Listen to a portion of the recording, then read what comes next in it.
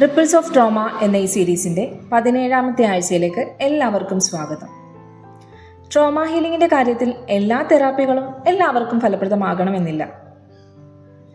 വിവിധ തരത്തിലുള്ള തെറാപ്പി മൊഡാലിറ്റികളെ മനസ്സിലാക്കുന്നതും നമുക്ക് ഏറ്റവും അനുയോജ്യമായത് തിരഞ്ഞെടുക്കുന്നതിലൂടെയും രോഗശാന്തി നമുക്ക് സാധ്യമാണ്.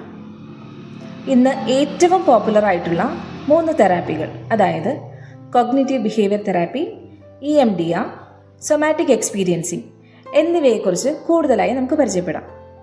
ആഘാതം, ഉത്കണ്ഠ, വിഷാദം എന്നിവ ചികിത്സിക്കുന്നതിന് ഏറ്റവും വ്യാപകമായി ഉപയോഗിക്കുന്ന ഒരു മെത്തേഡാണ് CBT അഥവാ കോഗ്നിറ്റീവ് ബിഹേവിയർ തെറാപ്പി. നെഗറ്റീവ് ചിന്താരീതികളെയും പെരുമാറ്റങ്ങളെയും തിരിച്ചറിയുകയും അവയെ ചലഞ്ച് ചെയ്യുകയുമാണ് ഈ തെറാപ്പിയിൽ നമ്മൾ ചെയ്യുന്നത്. ചില സാഹചര്യങ്ങൾ നിങ്ങൾ ചിന്തിക്കുന്ന രീതി മാറ്റുന്നതിലൂടെ അതിനോട് ഏറ്റവും അനുയോജ്യമായ രീതിയിൽ റെസ്പോണ്ട് ചെയ്യുന്നതിന് നിങ്ങളെ സഹായിക്കുന്നു.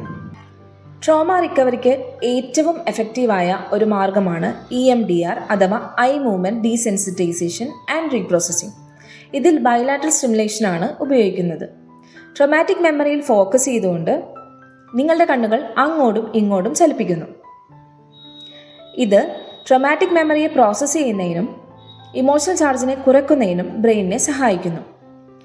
ആഴത്തിലുള്ള ആഘാതം അനുഭവിക്കുന്നവർക്കും ഭൂതകാലത്തിൻ്റെ ഓർമ്മകൾ ഒരു സ്വസ്ഥമായ ജീവിതം നയിക്കുന്നതിന് തടസ്സം നിൽക്കുകയും ചെയ്യുന്നവർക്ക് ഏറ്റവും ഫലപ്രദമാണ്. സൊമാറ്റിക് എക്സ്പീരിയൻസിംഗ് മനസ്സും ശരീരവും തമ്മിലുള്ള ബന്ധത്തിൽ ശ്രദ്ധ കേന്ദ്രീകരിക്കുന്നു. ആഘാതം നമ്മുടെ ശരീരത്തെയാണ് ബാധിക്കുന്നത് എന്ന ആശയത്തെ അടിസ്ഥാനമാക്കി നമ്മുടെ ശരീരത്തിൽ അനുഭവപ്പെടുന്ന ഫിസിക്കൽ സെൻസേഷൻസിൽ ഫോക്കസ് ചെയ്തുകൊണ്ട് ശരീരത്തിൽ കുടുങ്ങിക്കിടക്കുന്ന ഈ എനർജിയെ റിലീസ് ചെയ്യുന്നതിന് നമ്മെ സഹായിക്കുന്നു. ഇമോഷൻസിനെ വാക്കുകളിൽ പ്രകടിപ്പിക്കാൻ ബുദ്ധിമുട്ടുള്ളവർക്കും ശരീരത്തിൽ നിന്ന് ഡിസ്കണക്റ്റഡായി ഫീൽ ചെയ്യുന്നവർക്കും ഈ തെറാപ്പി ഏറ്റവും അനുയോജ്യമാണ്.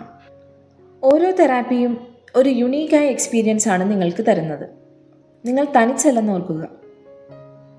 നിങ്ങൾക്ക് ഏറ്റവും അനുയോജ്യമായ തെറാപ്പി ഏതാണെന്ന് തിരഞ്ഞെടുക്കുന്നതിലൂടെയും അതിനെക്കുറിച്ച് മനസ്സിലാക്കുന്നതിലൂടെയും നിങ്ങളുടെ രോഗശാന്തിയുടെ പാതയിൽ വലിയ മാറ്റങ്ങളുണ്ടാകും.